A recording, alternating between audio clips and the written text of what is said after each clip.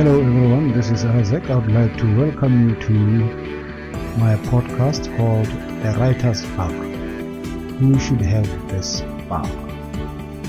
I hope you will enjoy this topic. It's about people who are struggling to write or people who are inspired to write. Chris was a very special human being. In fact, he was my boss and a pharmacist by profession. And I was an office equipment technician before I joined his business.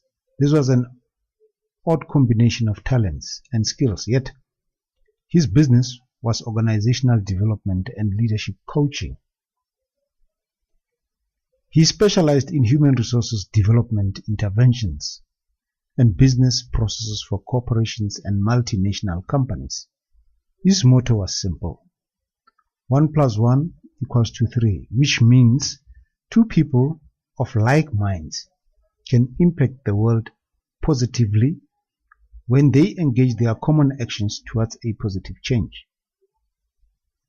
He once said to me, I quote, "Leave the world a better place than you found it," unquote.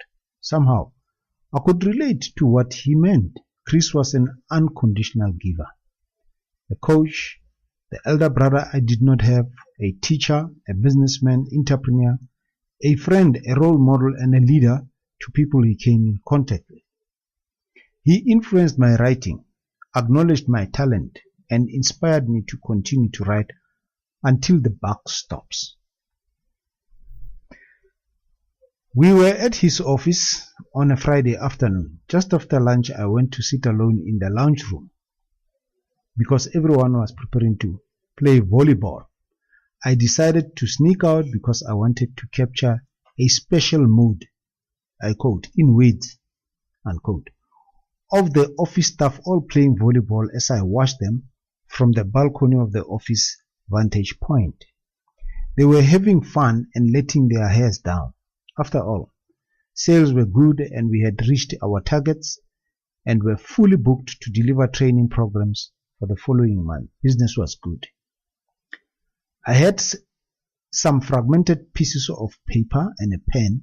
As usual, I always carried them with me, and a notepad on the couch in the lounge, as if I was trying to put together a jigsaw puzzle. And then Chris walked in. He smiled at me and shouted from the top of his voice, seeing me scribble, "Oh, Isaac has a bug. You two have a writer's bug, don't you?" Unquote. He continued, "Welcome to the world of mad and creative people." Smilingly, I would recognize that it was a camaraderie feeling that he had. I smiled back and obviously understood what he meant. I was trying to finish a poem that was inspired by the office staff team building efforts quietly before I could join them later to play volleyball. His elder son, Sean, walked in just before I could respond to Chris's comments, and he said too, "You two have a bug? What are you up to, Jude?" To cut a long story short, my writing addiction was now exposed and no longer the secret I had kept to myself for some time. My writer's bug started long before I realized I had a writer's bug. As a technician, I used to carry with me a notepad where I could scribble anything that inspired my life's encounter with its magic moments. Well, I enjoyed studying and observing behavior of people, how and what people do in the park, in the street, in the bus stop, in the taxi, in the wedding, more or less like my mind was like a camera. It was just taking photos and observing people all around. But also, I read extensively and stocked up my library with several unique books by diverse international best-selling authors across different literature genres and subjects. Eventually, I would write a poem or a prose about my experience and the thoughts that went through my mind proficiently. This I kept doing for fun for such a long time that it became second nature, and it happened in the most remote and unexpected awkward times or moments and places, sometimes when I least expect it to happen. It was as if I was inspired by an unseen divine force to keep my thoughts in place and to tell a story. the way I experienced it at that time, like watching a movie, but in the form of words. At that time, I did not know Chris was also a writer and about to release and publish his first book. This is when I was informed what the writer's bug was all about, and that I had a role and a purpose to contribute and leave the world a better place than I found it. This writer's bug is unique to people who are creative and passionate to have discovered their sense of purpose, I am told. I loved and enjoyed the company of the writer's bug because at that time I was preparing to pursue an alternative hobby as a writer. To hone my writing skills, I volunteered to write for several local community newspapers for no payment whatsoever, just to get the experience and criticisms or responses from readers. Things like, I got my first awards and citations or encounters when I was at the primary school, where I won the first prize for best health article on hygiene. It was a writing competition sponsored by Rickett & Coleman. They are now called Unilever. Everything made sense when Chris shouted, "Oh, Isaac has a writer's bug." He too was a volunteer professional author and writer for several magazines and business publications. He was also doing it without remuneration, strangely. My second writing prowess was authoring words of poetry titled Belong, written in 1984, which was inspired by an American, Mr. Will Gentry, a Nashville music producer, singer-songwriter, composer, and professional musician. He turned the lyrics into a soft, melodious country song. If you can see the link, it's actually www.copyrightencyclopedia.com/Count the Railroad. Ties by Robert Willard Will Gentry. That's where you can find the actual copyrights for that song, for the biography of Will Gentry. Anyone who aspires to tell the world a story or attempts to save the day is definitely possessed by the writer's bug. They need no special requirement except be bugged to act on what inspires their life's purpose.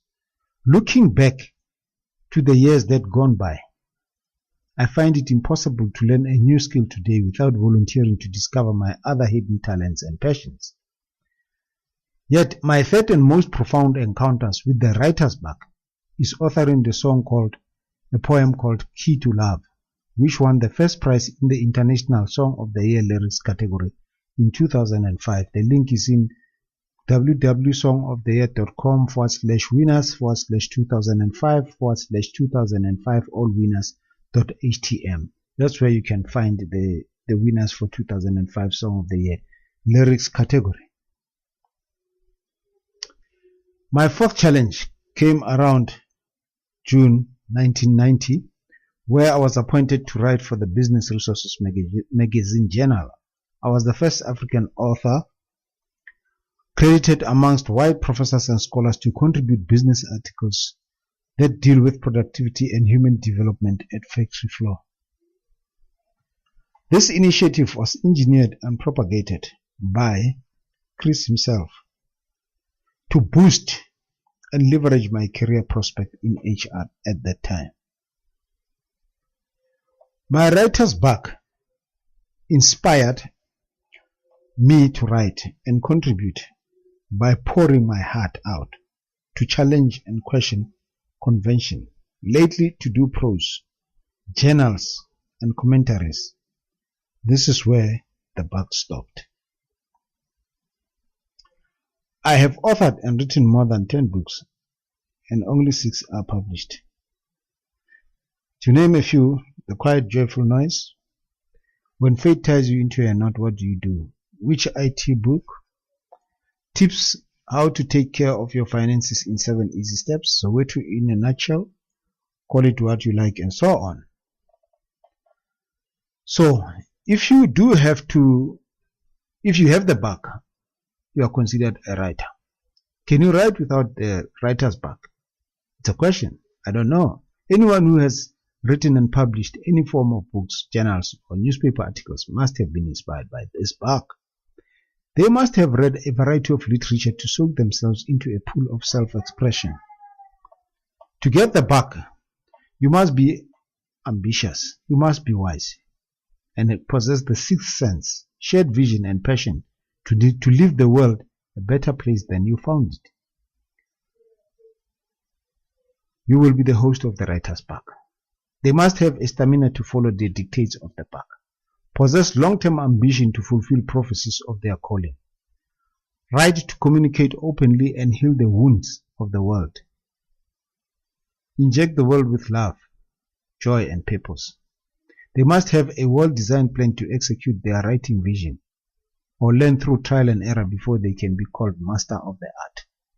It starts with a piece of paper and a notepad, which one carries secretly to jot down their ideas or inspiration before the bug makes entry to start the attack. My understanding of the writer's bug is that writers and authors use it as a weapon of inspiration to tap into its source of creativity.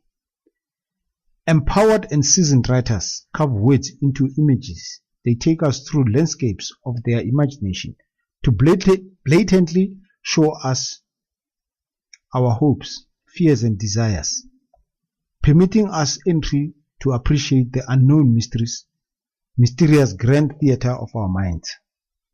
This makes for a new world of discovery, and books a special place to belong to, where we can leave behind a rich footprint of our legacy's tapestry for the next generation to build and repair their world using the framework of our past blueprint experiences. This is how I understood the writer's bug. Do you have the writer's bug? If you have a writer's bug, please share with us or comment on the bottom of the blog. This is Isaac. Appreciate you listening to this podcast. Have a good day. Thank you.